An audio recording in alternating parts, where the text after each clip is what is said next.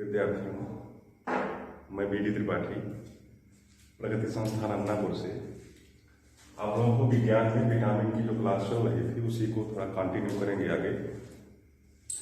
Vitamin में इसके पहले आप लोगों ने जो वसा में घुलनशील विटामिन है ए, डी, ई के सबका अध्ययन कर लिया है। अब आज हम जल में जो घुलनशील विटामिन है उसकी शुरुआत करते हैं। जल में घुलनशील विटामिन एक एक को लेते हैं। पहले शुरुआत करते हैं विटामिन सी से। जल में जो घुलनशील विटामिन है उसमें पहला लेते हैं विटामिन सी। जल में घुलनशील विटामिन या वसा में घुलनशील विटामिन की क्या क्या विशेषताएं हैं, ये चर्चा हम लोग पिछले क्लास में कर चुके हैं। विटामिन सी, इसका जो रासायनिक नाम, विटामिन सी का रासायनिक नाम है एस्कॉर्बिक एसिड।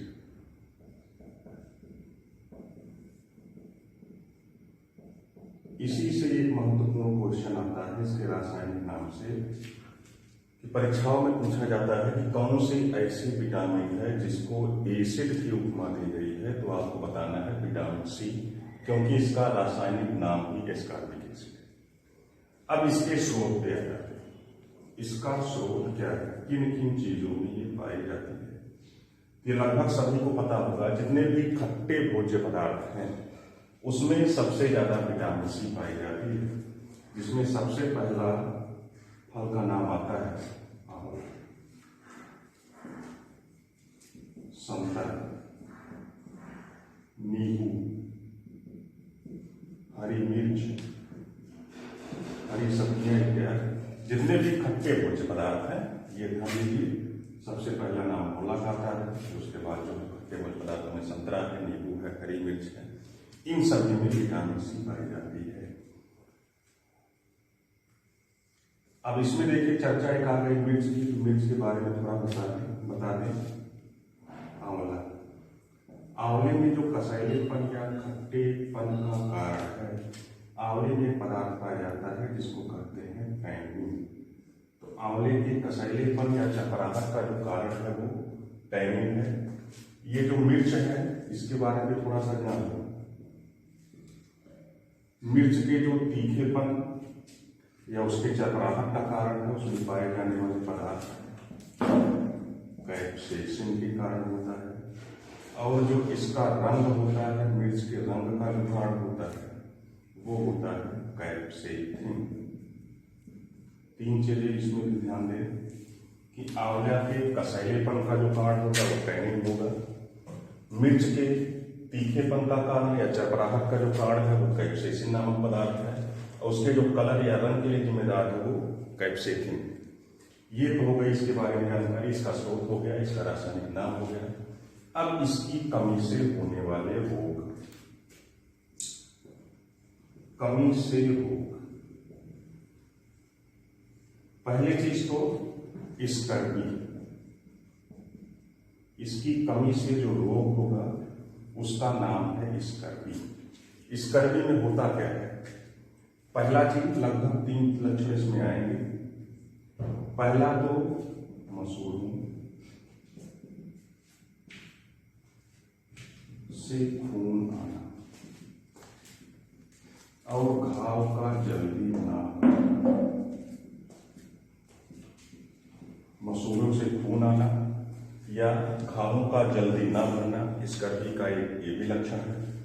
दूसरा जो लक्षण है हड्डियां तथा पेशियां, हड्डियां तथा जो मांसपेशियां हैं उसका कमजोर होना।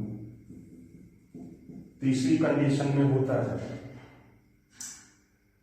कि ब्लड की कमी, ब्लड की कमी एनीमिया के लिए भी ये जिम्मेदार है, क्योंकि विटामिन सी की जब कमी होती है तो अंदर की जो रक्त नलिकाएं हैं वो फट जाती हैं और ब्लड बाहर आता है, जिससे ब्लड की कमी भी हो जाती है। स्कर्वी में लगभग 3 चीजें आएंगी, मसूड़ों से खून आएगा, घाव जल्दी नहीं भरेगी। दूसरा लक्षण हो सकता है हड्डियां तथा मांसपेशियां, दांतें कमजोर हो जाएंगे। तीसरा लक्षण हो सकता है कि शरीर में ब्लड की कमी भी हो सकती है, क्योंकि अंदर की जो रक्त नलिकाएं हैं वो कभी कभी फट भी जाती हैं। तो ये चीज हो गया, कमी से इसके जो रोग होता है वो इसका। अब इसके कुछ उपनाम के बारे में चर्चा कर लेते हैं विटामिन सी में और कौन कौन सी चीजें होती हैं। अगला नंबर आता है विटामिन सी में और कौन कौन सी चीजें होती हैं। तो पहली चीज जान लें, इसे ताप संवेदी विटामिन भी कहा जाता है। इसे ताप संवेदी विटामिन भी कहा जाता है। क्यों कहा जाता है? क्योंकि ऐसी विटामिन है जो गर्म करने पर नष्ट हो जाती है, इसीलिए इसका एक नाम है, इसे ताप संवेदी विटामिन भी कहा जाता है, क्योंकि ये गर्म करने पर नष्ट हो जाती है। दूसरी चीज जाने, इसे नाविकों का विटामिन या नाविक का विटामिन भी कहते हैं। इसका भी एक रीजन है कि पहले जब देश की खोज वगैरह में कोलंबस वगैरह निकले थे, नौका से यात्रा करते थे, तो कई कई दिनों तक उनको जो है विटामिन सी का आहार नहीं मिलता था, इसीलिए सबसे पहले इसी का पता लगा था, विटामिन सी का। इसीलिए इसका एक नाम हो गया नाविकों का विटामिन। और सबसे पहले इसकी खोज भी हुई थी, सबसे पहले इसी विटामिन की खोज हुई थी।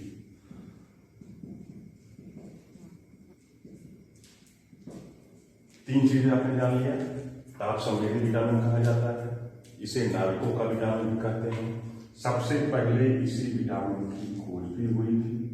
तीसरी चीज जान लें, ये शरीर में घावों को भरने में मदद करती है, घावों को भरने में मदद करती है, प्रतिरक्षा तंत्र का भी विकास करती है, प्रतिरक्षा तंत्र का भी विकास करती है। एक इसका महत्वपूर्ण कार्य और है, उसको भी जान लेना है। ये क्वेश्चन बहुत पूछा जाता है, शरीर में आयरन के अवशोषण के लिए कौन सी विटामिन जिम्मेदार है? इसको ध्यान में रखिएगा कि शरीर में आयरन के अवशोषण में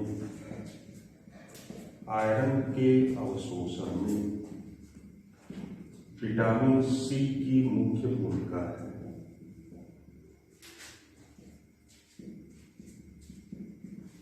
शरीर में आयरन के अवशोषण में भी विटामिन सी की मुख्य भूमिका है। इसी से संबंधित अवशोषण के संबंध में 2-3 पॉइंट आपको और बता देते हैं। आयरन के अवशोषण में विटामिन सी जिम्मेदार है और शरीर में कैल्शियम तथा फास्फोरस के अवशोषण में विटामिन डी जिम्मेदार है। ये क्वेश्चन बहुत पूछा जाता है, इसको भी ध्यान में रखना है। चलिए इसके आगे थोड़ी चीज और विटामिन सी के बारे में बताते हैं। इसका स्क्रीनशॉट लेना भूलेंगे, हम इसको मिटाएंगे।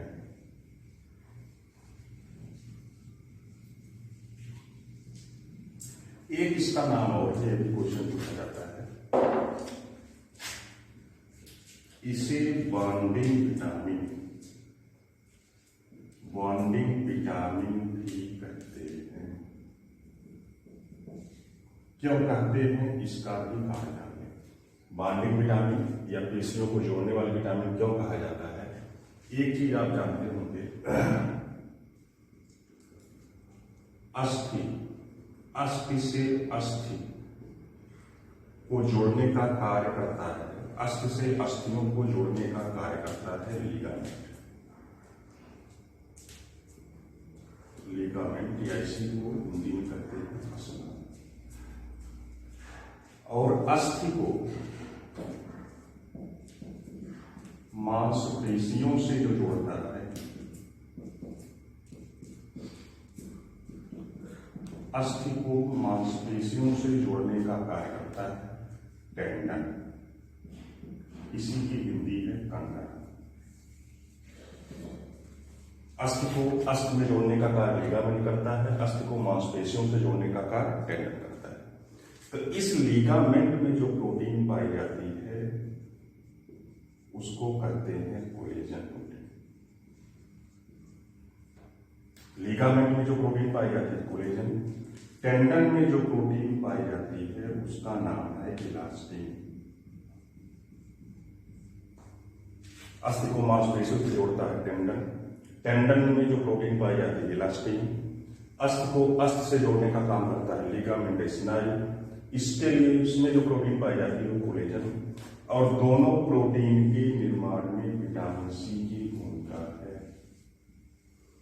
इसीलिए इसको कहा जाता है बाइंडिंग विटामिन 3 कहते हैं, क्योंकि दोनों जोड़ने का काम कर रही है। दोनों के लिए जो मुख्य प्रोटीन है उसके निर्माण में विटामिन सी की भूमिका है, इसीलिए इसे बाइंडिंग विटामिन 3 कहते हैं। इसको भी नोट कर ले, इसका स्क्रीनशॉट ले। इसके बाद फिर और चीज बताते हैं, एक चीज और होगी, इसे विषाणुरोधी विटामिन भी कहते हैं। एक एक पॉइंट समझिए, एक एक क्वेश्चन है, बहुत महत्वपूर्ण क्वेश्चन इसमें है। इसे विषाणुरोधी विटामिन भी कहते हैं, बॉन्डिंग विटामिन भी कहते हैं, ताप संवेदी विटामिन कहा जाता है, नाविकों का विटामिन कहा जाता है। इसके अतिरिक्त दो एक चीजें और बताते हैं। विटामिन सी जब ये आयरन के अवशोषण में मदद करती है, इसका मतलब ये शरीर में हीमोग्लोबिन को भी बढ़ाती है, क्योंकि आयरन के अवशोषण में जब मदद करती है तो ये शरीर में हीमोग्लोबिन का निर्माण भी करती है।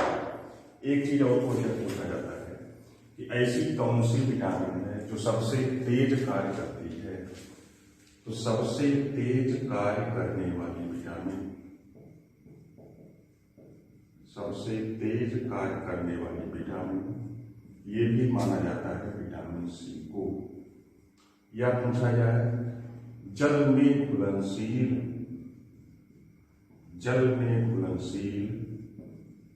सबसे तेज कार्य करने वाली कौन सी विटामिन है, विटामिन सी बताना है। यदि इसी में थोड़ा सा परिवर्तन किया जाए और पूछा जाए कि वसा में घुलनशील सबसे तेज कार्य करने वाली विटामिन, तो वसा में घुलनशील सबसे तेज कार्य करने वाली विटामिन बताना है आपको, विटामिन बी को। ये दो चीज और ध्यान देंगे, जल में घुलनशील सबसे तेज कार्य करने वाली विटामिन पूछेगा तो सी बताना है, वसा में घुलनशील सबसे तेज कार्य करने वाली विटामिन पूछेगा तो विटामिन डी बताना है। अब जितने भी मुख्य चीजें थी विटामिन सी के बारे में, उसकी जानकारी हमने आपको दे दी। अगले क्लास में विटामिन जो बी कॉम्प्लेक्स है, अगले क्लास में विटामिन बी कॉम्प्लेक्स की चर्चा करेंगे, क्योंकि उसमें कई विटामिन है, B1, B2, B3 कई आती हैं। तो अगले क्लास में उसकी चर्चा करते हैं।